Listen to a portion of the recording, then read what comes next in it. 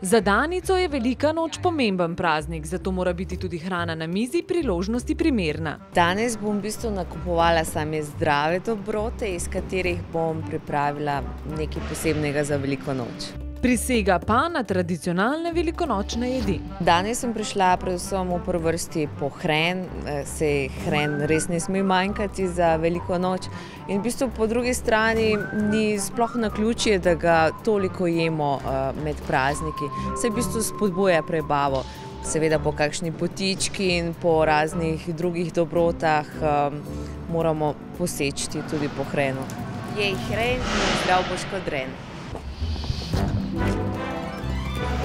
Zdaj pa gremo kuhati.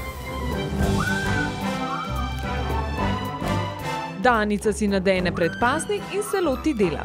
Danes bom pripravila njoke s šparglji, pršutom in hrenom seveda, ki ne sme manjkati. Tole so divji šparglji. Kako je vroče! Pravijo, da s kosom hrena v denarnici ta ne bo nikoli prazna. Ima pa tudi zelo veliko vitamina C, v bistvu celo več kot limona. Pri Danici doma se za veliko noč zbere vsa družina. Gremo tudi v cerkev, jajčke pobarvamo.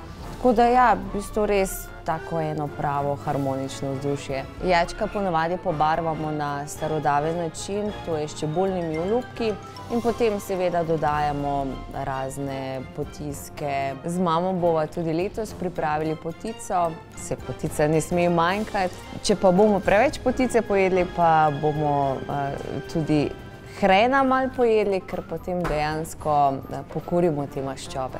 Danica nam je dokazala, da je izvrstna kuharica. Mislim, da sem dobro skuhala za poročiti.